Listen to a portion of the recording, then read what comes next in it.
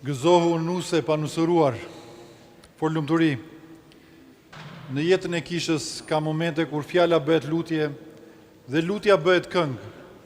Ka momente kur zemra e besimtarit nuk mjaftohet vetëm me fjalë të zakonshme, por kërkon një himn që të ngrihet drejt qiellit si temjan. Një nga këto momente është himni madhërisht makathist, kënga e dashurisë dhe minjohjes që kisha e shenjtë i drejton yllindëse së shenjtë. Ky himn nuk është vetëm poezi, nuk është vetëm traditë e kishës. Është një shpërthim gëzimi shpirtëror që ka kaluar ndër breza dhe që sot vazhdon të rranë në zemrën e kishës. Fjala akathis, siç e kemi shpjeguar, do të thotë të qëndrosh në këmbë. Dhe kisha qëndron në këmbë sepse përpara misterit të madh të yllindëses nuk ka vend për plogështi shpirtërore. Përpara kësaj mrekullie njeriu ngrihet, zemra zgjohet dhe shpirti përulet me nderim. Dhe në çdo stancë, si një valë që kthehet përsëri në breg, dëgjojmë thirrjen e dashur, gëzohu o nuse e panusëruar. Por çfarë do të thotë kjo fjalë gëzohu? Në një botë ku njerëzit shpesh jetojnë mes frikës, mes ankthit dhe pasigurisë, kisha e shenjtë guxon të shpall një fjalë që ndryshon gjithçka. Gëzohu. Kjo është fjala që kryeangjëlli Gabriel i tha Marisë së bekuar në Nazaret. Gëzohu o ir plot, Zoti është me ty. Në atë moment të qetë në një shtëpi të thjesht, filloi historia më e madhe e shpëtimit. Qielli u përul mbi tokë, përjetësia hyri në kohë dhe një vajzë e përulur u bë porta e misterit hynor. Dëgjuam sot të lexonim përsëri një nga vargjet më të bukura të këtij himni. Gëzohu o yll që na shfaq diellin. Sa e thellë është kjo metaforë. Shërmaria nuk është dielli.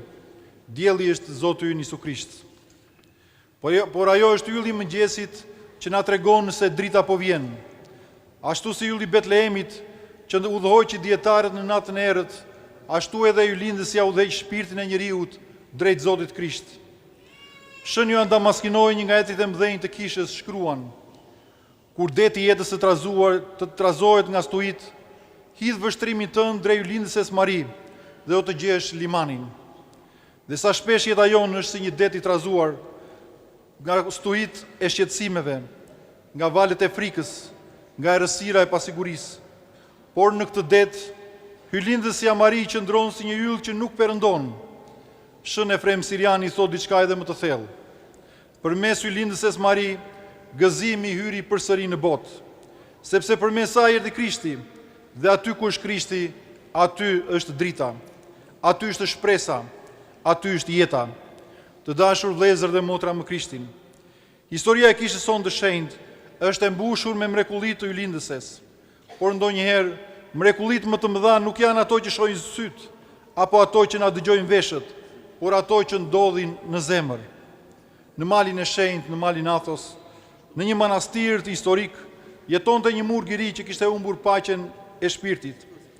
Lutja i dukej e vakët, zemra e tij ishte e lodhur dhe mendja e mbushur me dyshime. Një natë, ndërsa murgjit psalnin himn akathist, ai qëndronte në kishë pa ndier asgjë.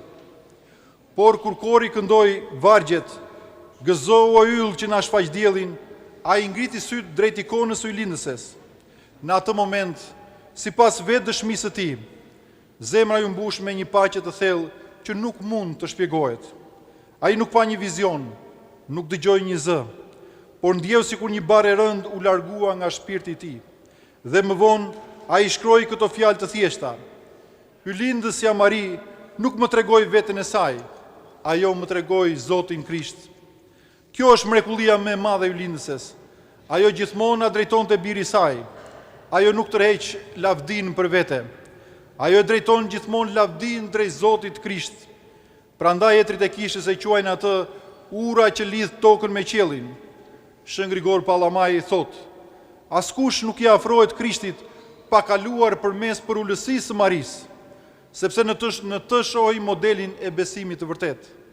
Kur bota ishte në errësirë, ajo tha: ja shërbëtorja e Zotit, le të bëhet tek unë sipas fjalës sate.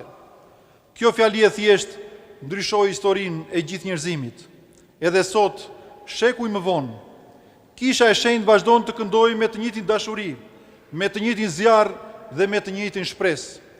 Gëzohu ti që u bëre dritë për botën.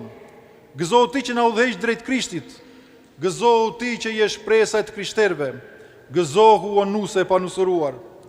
Dhe ndërsa ne këndojmë këtë himn sonte, le të kujtojmë se akathisti nuk është vetëm një traditë e bukur e kishës sonë, por ajo është një thirrje për të zgjuar zemrën tonë, një ftesë për të besuar më thellë, për të shpresuar më fort, për të dashur Zotin tonë Isu Krisht më shumë, sepse aty ku nderohet y lindësja, aty zemra e njeriu të hapet përsëri drejt Perëndis. Prandaj, le ta ngrem dhe një herë zërin tonë me gjithë kishën e shenjtë, me gjithë etrit e kishës sonë, me gjithë brezat e besimtarëve që ka kënduar këtë himn për më shumë se 1000 vite.